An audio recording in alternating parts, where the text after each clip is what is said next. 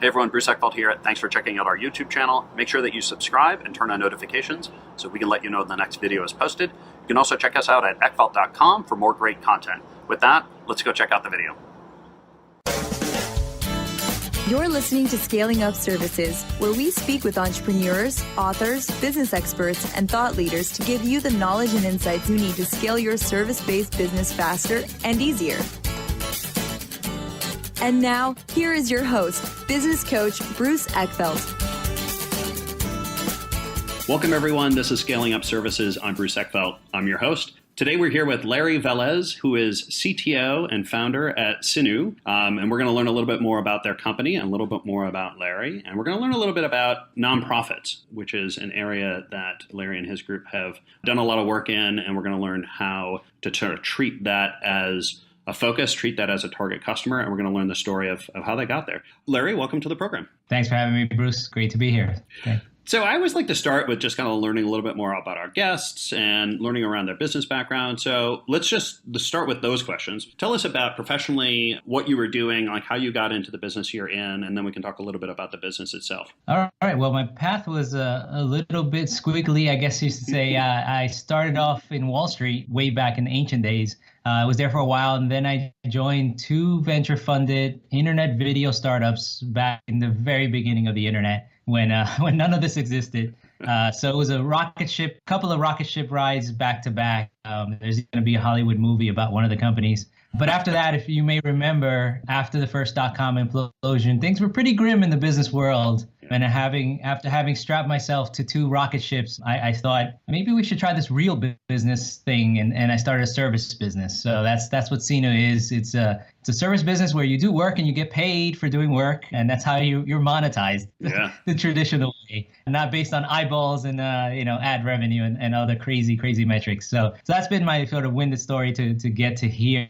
So I've been in Wall Street, .com startups, and now a tech service business, and then trying to find the right balance between all those worlds. Yeah, but there's various kind of business models, and I know you've had kind of a history of kind of approaching it from different ways, but tell us a little about the journey on the business side, in terms of how you kind of modeled the company, how you modeled your services, the things you learned over time. I always find that, people, there's always a story. There's just always a story about how you got to doing the business you do now. So tell us a little bit about what you've learned over time. Yeah, definitely. Our model, we started a model that's now called managed service provider. Yeah. When we started, that term didn't exist. But having come from a software world, and we looked at how IT services were being delivered, they were basically being delivered on an hourly project basis, like law firms. Yeah. And we thought there was a disconnect between incentives there. If you get paid to fix things when they break, then are you really preventing them from breaking? Yeah. So we took a slightly different take on that, and we offer unlimited time, unlimited support, and we basically charge based on how many humans the company has, and we designate the budget that based on that roughly. There's a couple other metrics. And once a company signs up for our service, they own us on an unlimited basis. And we think the incentives are right that way. If things break, it should hurt us more than our customers. So we did that a long time ago. Now it's called managed services. When we first started, our competitors thought we were crazy. They were like, oh my God, you're going to go out of business. How can you promise so much? But we did some math, and we figured out that this is the right way to create long-term relationships with your customers. And it's worked out great so far. So that's the different approach that we took to this service. And I think it was influenced having come from software where you're used to charging on a monthly basis, and you don't limit, you don't give people 28 tweets a month and then pay them for more.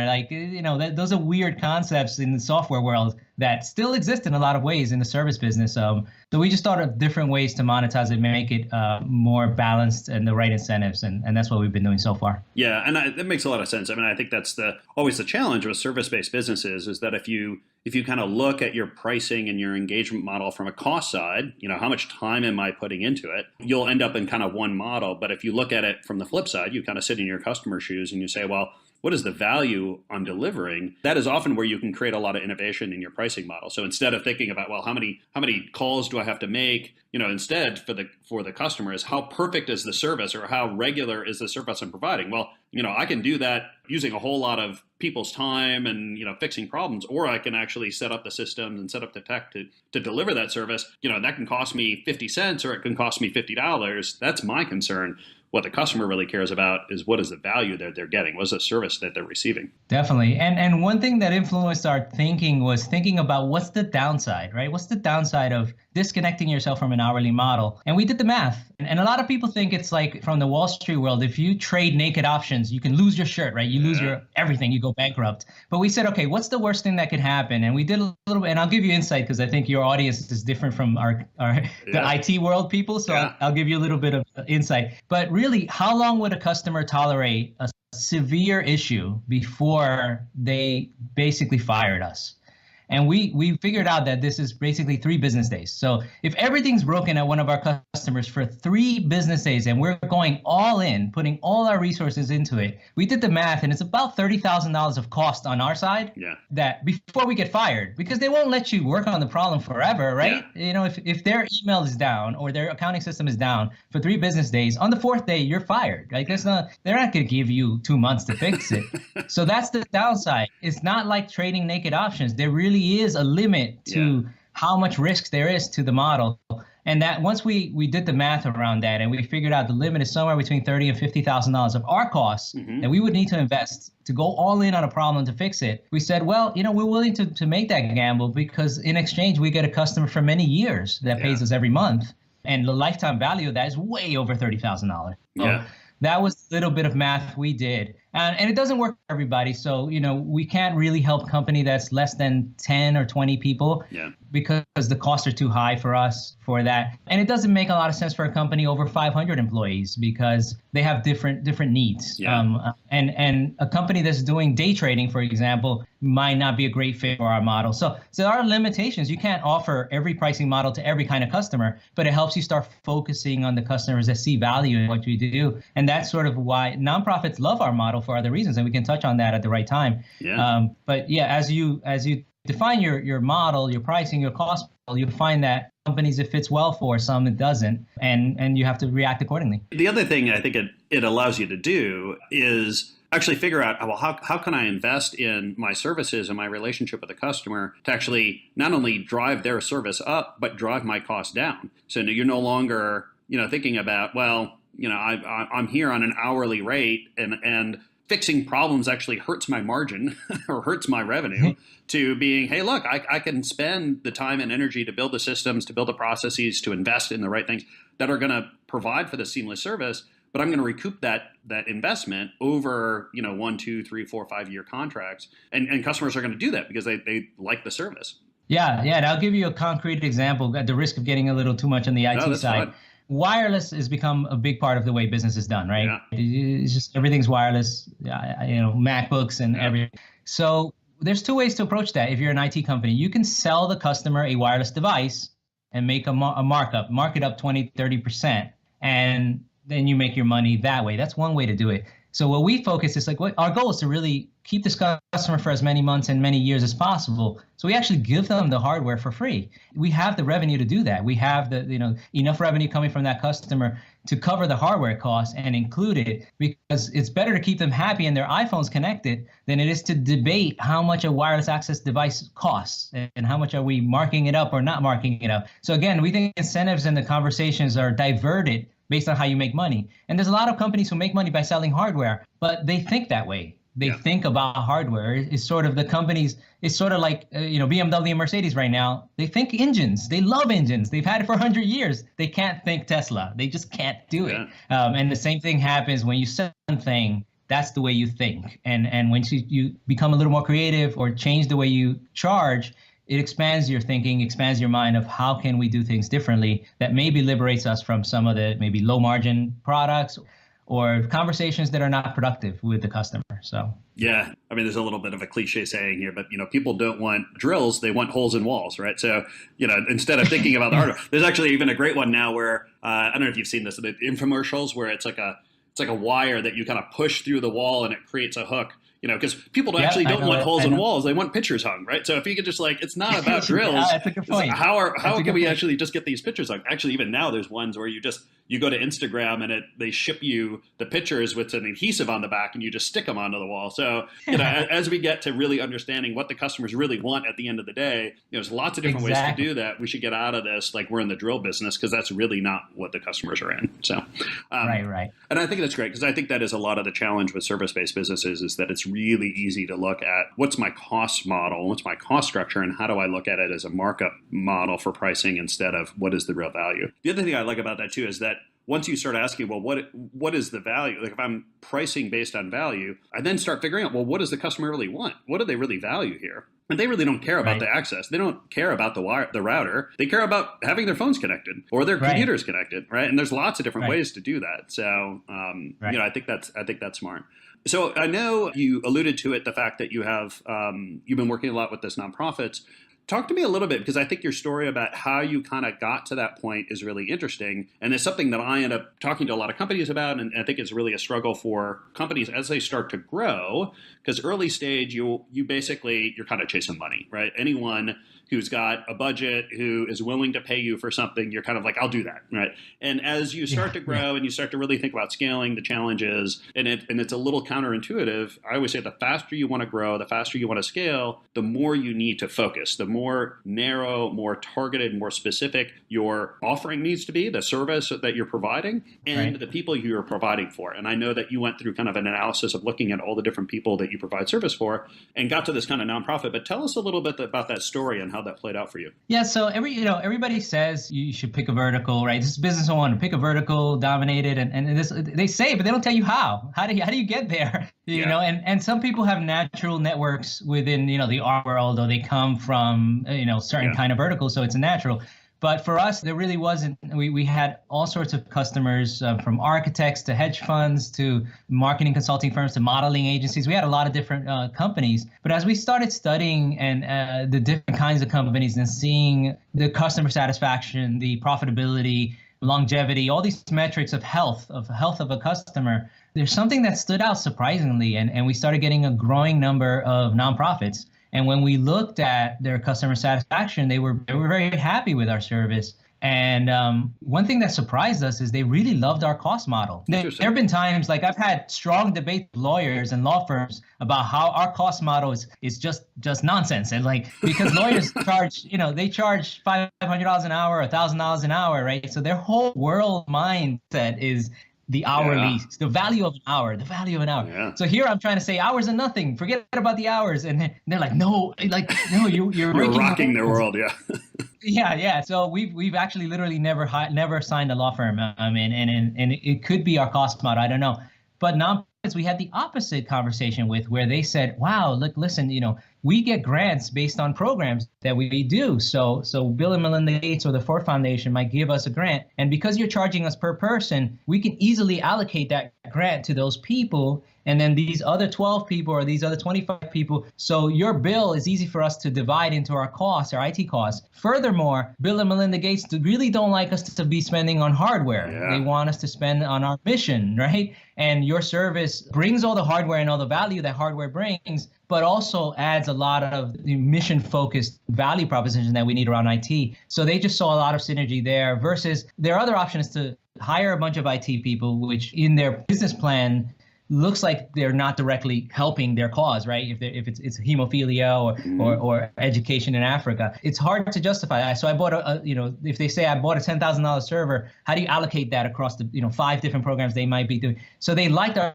cost model because it made their life easier from an accounting standpoint, from the way they allocate. Let's talk about that one, because I think that's a really interesting one. It's not the first time I've heard this kind of insight, or this a way in which people create value or really differentiate themselves in the market, is that sort of the way that they bill or the way they structure the engagement helps the customer with what they need to do. And I think the story I specifically remember was a storage company, and the way in which they billed the customer, and literally it was the way they organized the bill so that it was grouped in the right way, that then the customer could turn around and bill their clients in the right way based on that. That's what got them the job, because the customer with all these other companies was having to go through and basically rekey in all the individual bill items into project codes and account codes, because they solved that, they gave them a simpler way to bill. That was the best thing that did. So really understanding how does your service fit into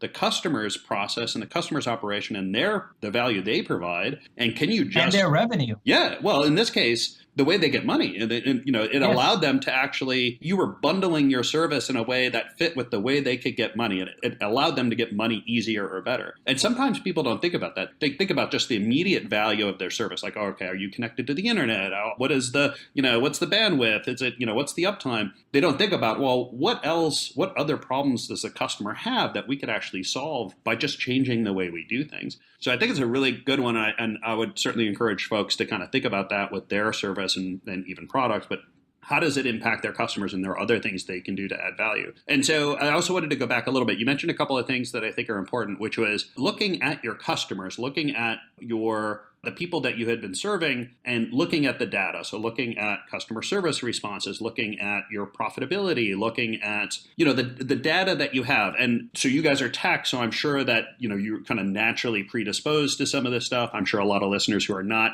kind of in the more analytical fields this may be, a little new to them. But talk about, what data did you look at? What was the data that you had about your customers that allowed you to then kind of ask these questions of, okay, where are we doing well and where are we not doing well? Right. Well, I think you touched on a couple of easy ones. Customer satisfaction. I mean, it's literally just asking, are you happy? Right. How did you do that? What was the process that you actually got that feedback from customers? We've done it a few different ways. We've actually had a third party literally call the executives at our customer and ask if we're. But we also, every time we help with something, we send out a quick survey.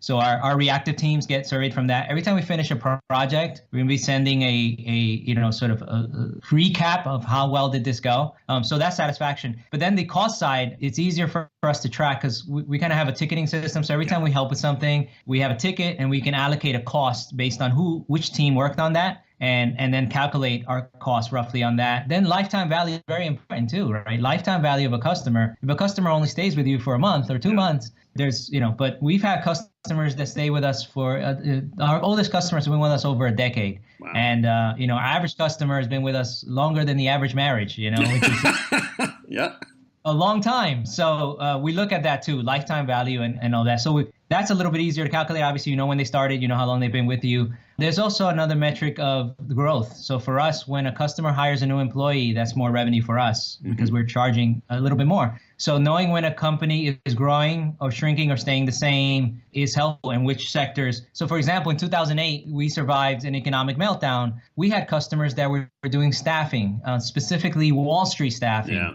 They completely collapsed right after that, right? And we saw that. We saw that it's a vertical that is very susceptible to the health of Wall Street. So if you focus on only Wall Street staffing companies, you need to be aware of where the stock market is, because it's going to affect that. So there's a lot of metrics. So those are the kind of things we looked at, and we kind of bundled that up to compare verticals. And there are other verticals that we do great in as well. Mm-hmm. The nonprofit sector was just surprising, and there's some pleasant things with the nonprofit as well because they're doing such great things. So it encourages you to pay attention to what they're doing, learn more about what they're doing. So it's just a pleasant vertical in general. Yeah, no, obviously there's kind of a good, we call it social sector, kind of purpose-driven, mission-driven. There's always a bonus there for helping a group that's making a positive, significant impact in the world. So I certainly get that. What other benefits, like now that you've taken the sector and say, okay, we're really going to focus on this. Once you've started focusing on it, what else has started to become easy, or what else have you noticed in terms of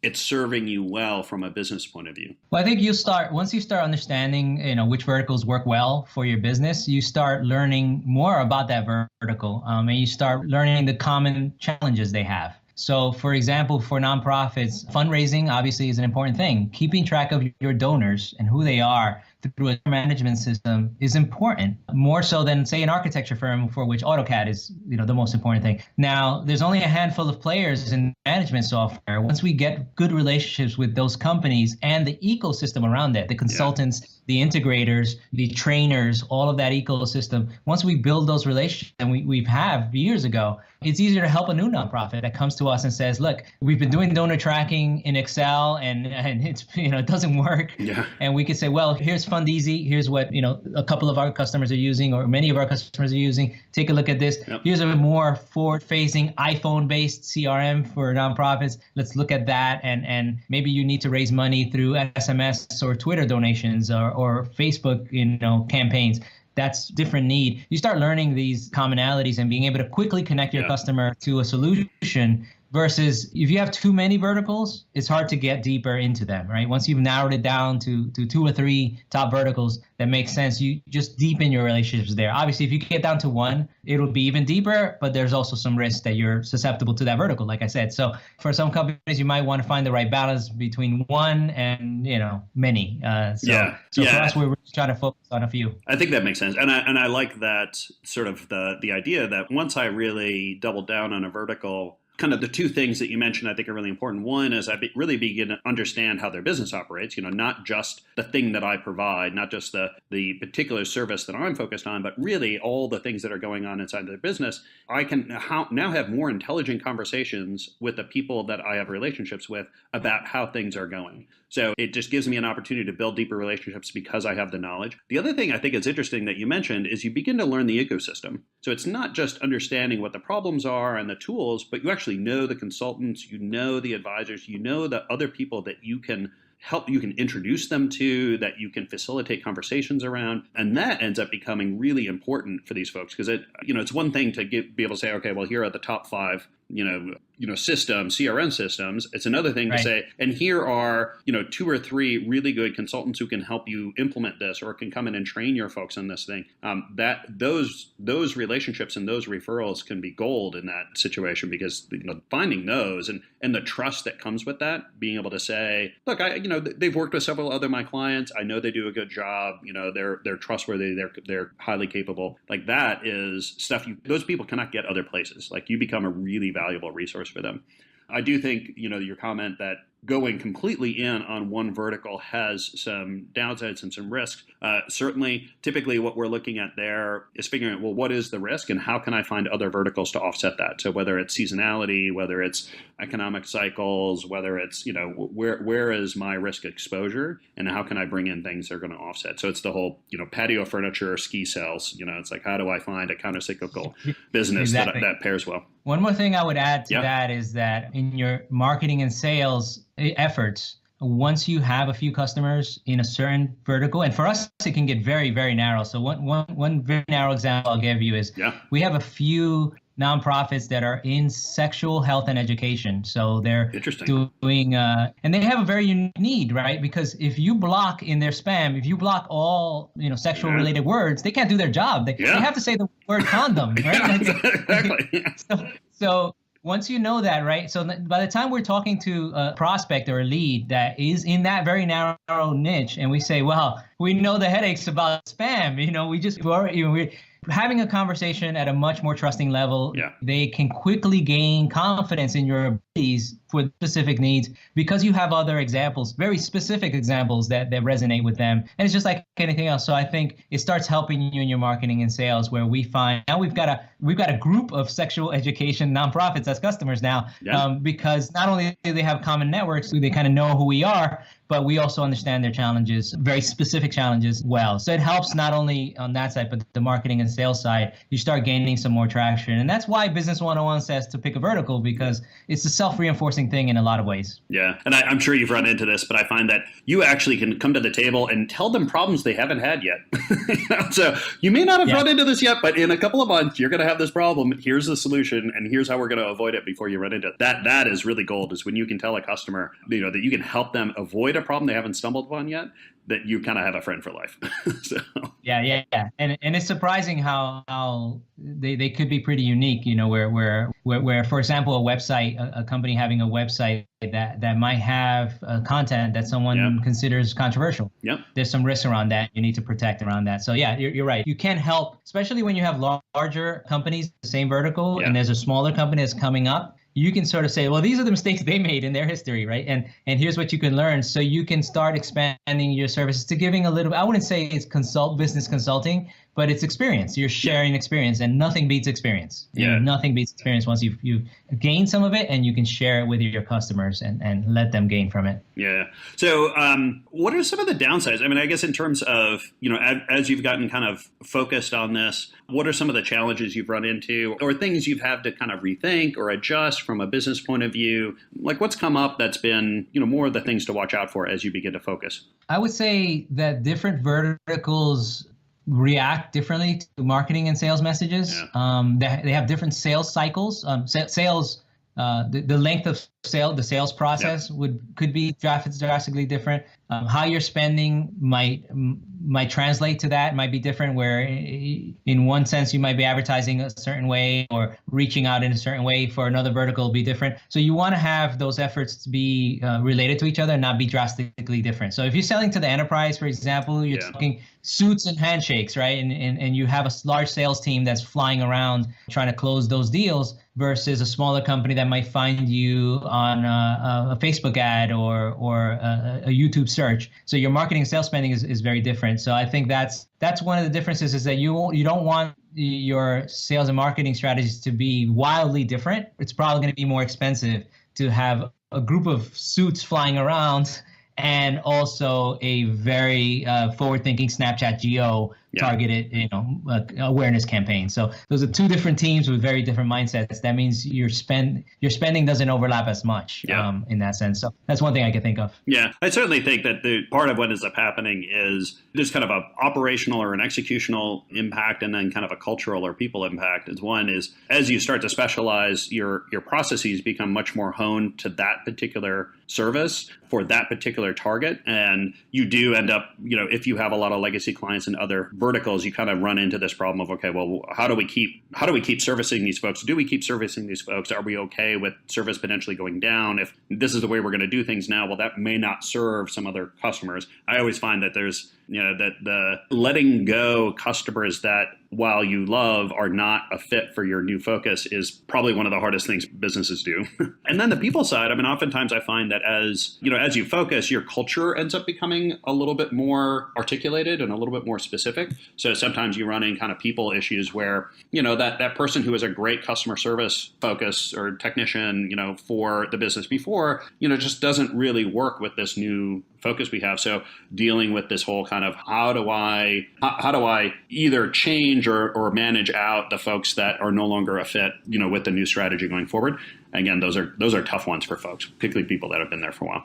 Yeah, and I think I can give you a pretty concrete example of trying to do those experiments when the company's small and get them out of the way, because it gets harder and harder to change. And here's a perfect example. So I'll have conversations with other IT firms who have had the hourly based model for a long time and are successful at it. Yeah. I mean, they're successful, but they want our model. I'll lay it out for them. I'll tell them exactly how to do it. And it is painfully hard to change. I call it having a different God, right? You have one God of how you price things, right? And then you're having to change religions. And I've seen, and I've tried to help them make the change, and it's very hard because they almost have to fire some of their customers that they were billing hourly to have our model. We're lucky because we started with our model from the beginning. Yeah. So you don't want to have to make drastic changes in how you run your business once you have a lot of customers.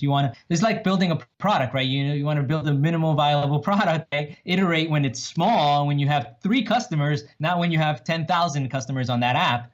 Then you're locked into things. You can't change, look how long it took Twitter to go beyond 140 characters. Yeah. Because they were locked in. They probably could have done it quickly in week 3. Yeah. But that's what happened. So I would say, to get those experiments out of the way with the first few customers, because it's going to get harder and harder as your customer base grows. Yeah, the sooner you do it, the easier it's going to be, because you're not going to have baked in a lot of investment, a lot of kind of thinking and commitment to things. I think that's all good advice. We're running into time here. So if people want to learn more about you, about the company, follow-up questions, what's the best way to get a hold of you and learn more about Sinu?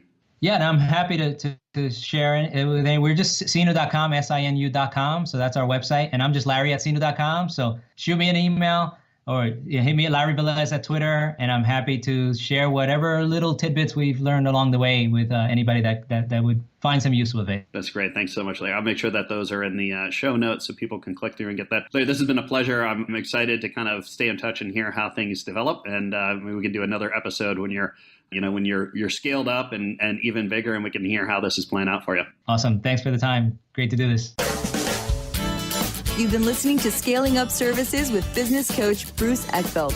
To find a full list of podcast episodes, download the tools and worksheets, and access other great content, visit the website at scalingupservices.com. And don't forget to sign up for the free newsletter at scalingupservices.com/newsletter.